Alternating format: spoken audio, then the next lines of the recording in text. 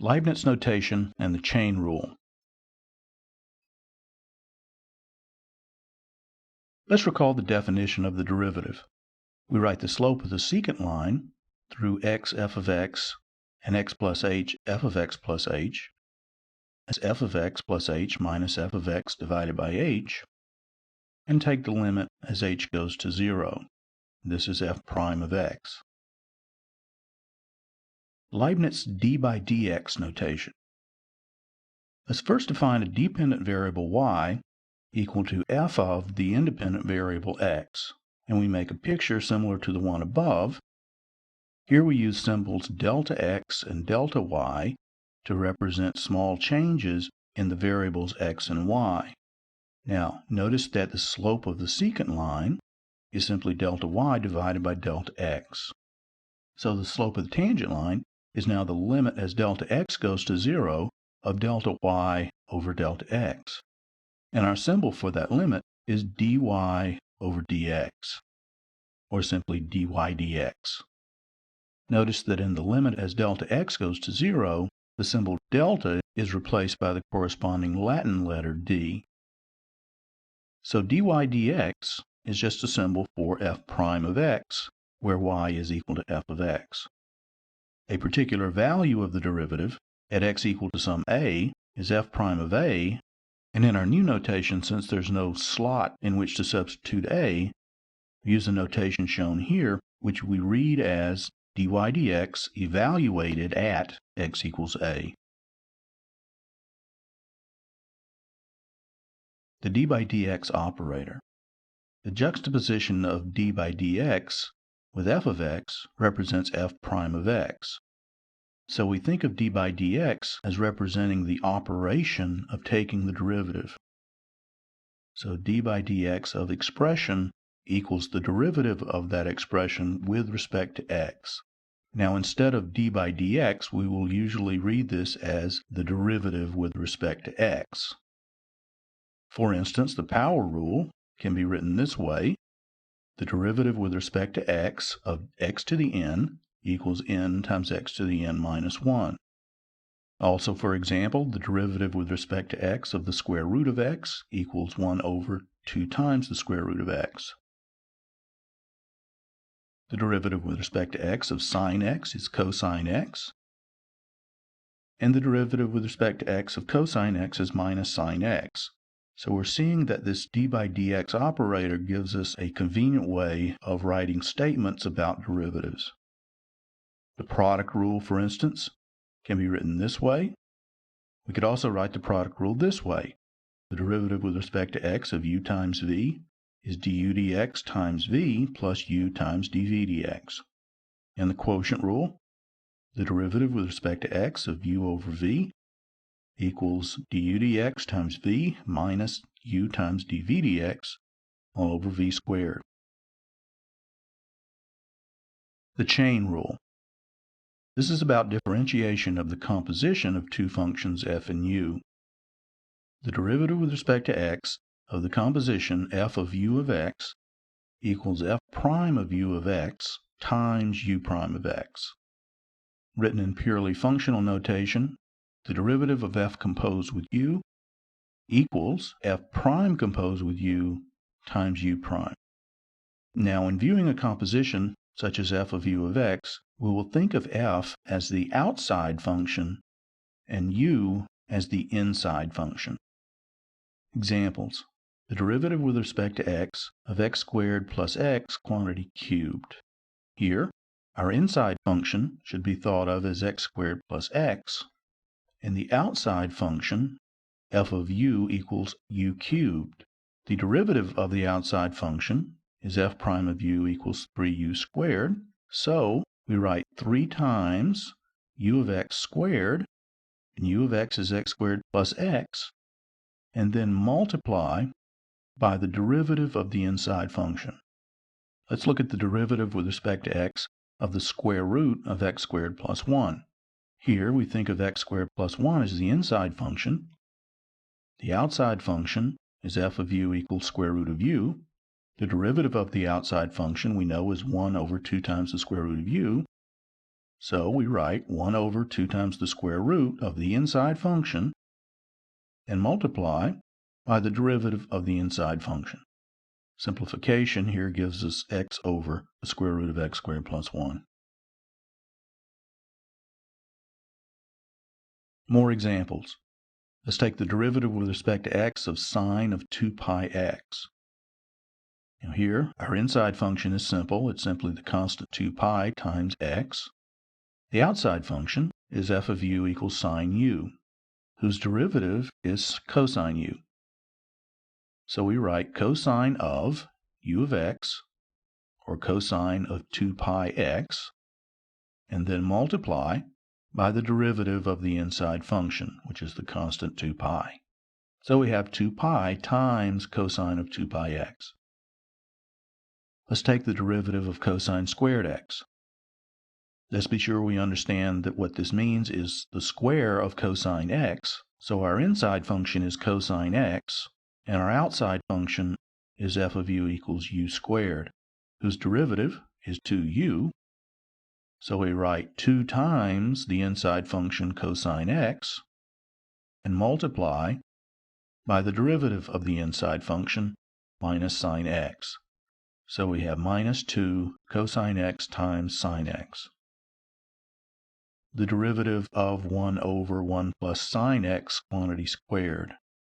Here we view 1 plus sine x as our inside function, and the outside function is 1 over u squared, or u to the minus 2 power, whose derivative is minus 2 u to the minus 3 power, or minus 2 over u cubed. And so now we write minus 2 over the inside function cubed and multiply by the derivative of the inside function. So here we have minus 2 cosine x over 1 plus sine x cubed.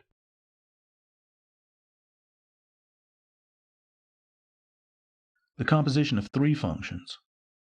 The chain rule here says that the derivative with respect to x of f of u of v of x is first f prime of u of v of x times the derivative with respect to x of u of v of x. Now applying the chain rule again, the derivative with respect to x of u of v of x is u prime of v of x times v prime of x. So we've basically just applied the chain rule twice here. Example, the derivative with respect to x of sine squared 3x. Now the innermost function here is 3x. So let's let v of x equal 3x. Now 3x is inside of the sine function, so let's let u of v equal sine v, and the outermost function is f of u equals u squared. Now the derivative of u squared is 2u, so we write 2 times sine of 3x and multiply by the derivative of sine of 3x. The derivative of sine v is cosine v, and so we write cosine of 3x and then multiply by the derivative of 3x.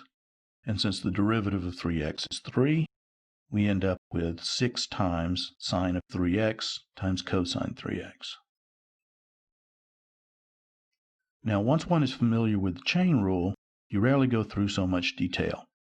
Let's look at how we would actually do this on paper once we understand the chain rule. The derivative with respect to x of sine squared 3x. The outermost function is the square function, so we write 2 times sine of 3x to the first power, and then multiply by the derivative of sine 3x, which is, again using the chain rule, cosine 3x, times the derivative of 3x.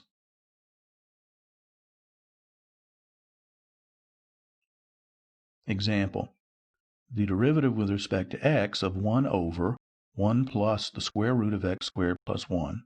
Now the innermost function here is x squared plus 1, so let's call that v of x. This function x squared plus 1 is inside the function u of v equals 1 plus the square root of v, and 1 plus the square root of x squared plus 1 is inside of the function f of u equals 1 over u, or u to the minus 1 power. The derivative of the outermost function here is minus 1 over u squared, so we write minus 1 over u of v squared, or 1 plus the square root of x squared plus 1 squared, and multiply by the derivative of 1 plus the square root of x squared plus 1. So now we're looking at the derivative with respect to x of u of v. The derivative of u with respect to v is 1 over 2 times the square root of v.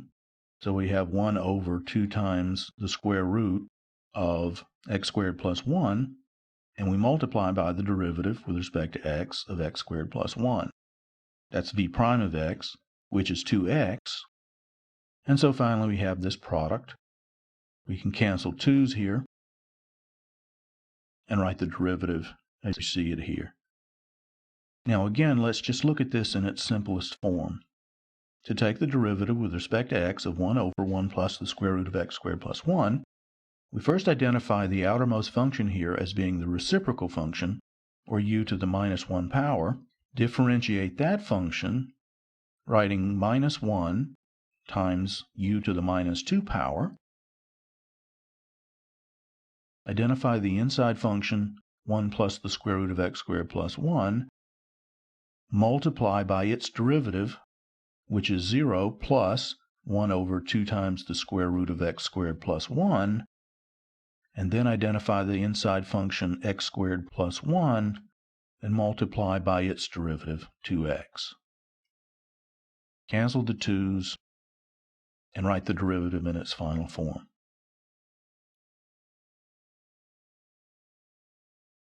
The chain rule in Leibniz notation. For the composition of two functions, recall that our previous form for the chain rule is the derivative with respect to x of f of u of x equals f prime of u of x times u prime of x. Now let's omit the x dependence of u and write derivative with respect to x of f of u equals f prime of u times du dx. Now if we define the dependent variable y to be f of u, then we can write the left-hand side of the equation above as dy dx. So dy dx equals f prime of u, which is the same as dy du, times du dx. So the chain rule takes a very interesting form here. Notice that if the two factors on the right-hand side were actually fractions, the du and the dx would cancel out, making it clear that the right-hand side is actually dy dx. But these are not fractions. We don't have any independent meaning at this point of the numerators and denominators of these expressions. But nevertheless, that provides a nice way of checking to be sure that you have written the chain rule down correctly. For the composition of three functions, the derivative of f of u of v of x is f prime of u of v of x times u prime of v of x times v prime of x. Let's think of the function as a sequence of three steps. Given an x, we calculate v, or v of x, and from that value, v, calculate u, and then from u, we then calculate y. The derivative of y, the final dependent variable here, with respect to x, the independent variable, is equal to the product of the derivative of y with respect to u times the derivative of u with respect to v times the derivative of v with respect to x. Again, notice that if these factors were fractions of numbers, cancellation would show that the right-hand side really is the same as the left side. Example. Let's consider the same function in a previous example, f of x equals 1 over 1 plus the square root of x squared plus 1. Now, consider the sequence of steps that's involved in calculating the value of this function.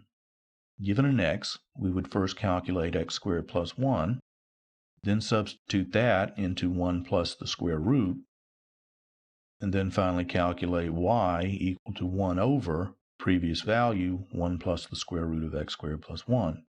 Now let's give names to the intermediate steps here. From x, we calculate v equals x squared plus 1, from which we calculate u equals 1 plus the square root of v, from which we calculate y equals 1 over u. Now, let's look at the derivatives of each step here. dv dx is 2x. du dv is 1 over 2 times the square root of v. And dy du is minus 1 over u squared. So, chain rule says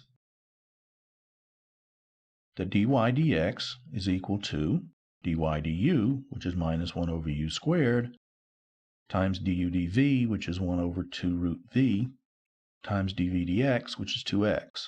So we have our derivative there expressed in terms of all three variables x, u, and v. We can now substitute u equals 1 plus the square root of v, as well as v equal to x squared plus 1 into our derivative, and then again substitute v equals x squared plus 1 to obtain the same result that we saw before.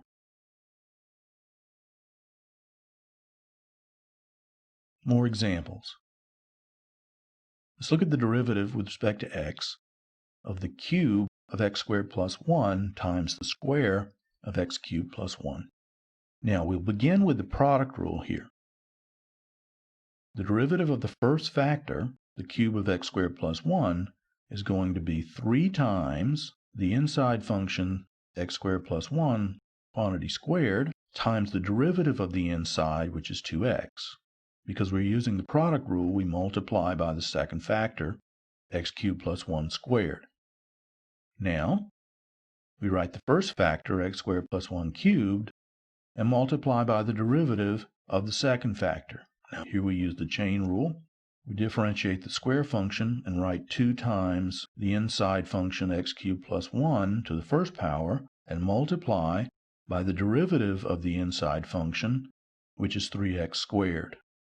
So now let's clean things up a bit. Let's first pull out common factors. 6x is common to both terms, as well as x squared plus 1 to the second power.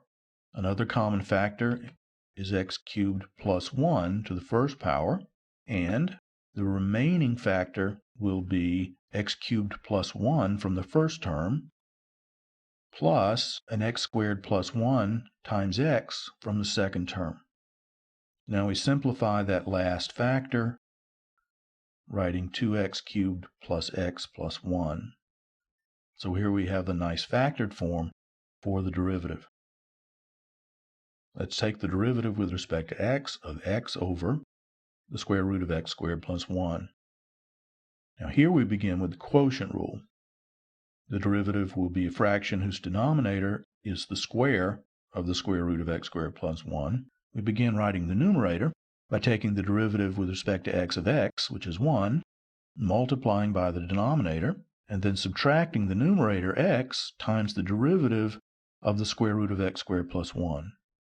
Now here's where we need to use the chain rule.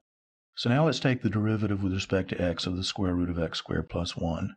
The outside function here is the square root, so we have 1 over 2 times the square root of the inside function x squared plus 1, and we multiply by the derivative of that inside function, which is 2x. Notice we can cancel the 2's in that expression. Now we'll multiply the numerator and denominator of the entire expression by the square root of x squared plus 1. Now, distributing the square root of x squared plus 1 through the numerator, the first term becomes x squared plus 1, and the second term is just minus x squared. Further simplification now gives us 1 over the 3/2 power of x squared plus 1. One more example. Let's find the derivative with respect to x of the square root of 2x divided by x squared plus 3. The outermost function here is the square root function. So we write its derivative, 1 over 2 times the square root, inside of which we have the inside function 2x divided by x squared plus 3, and we need to multiply by the derivative of that inside function. Now the first factor here will simplify by writing it as 1/2 the square root of the reciprocal of that inside function, and now we take the derivative of 2x divided by x squared plus 3 using the quotient rule.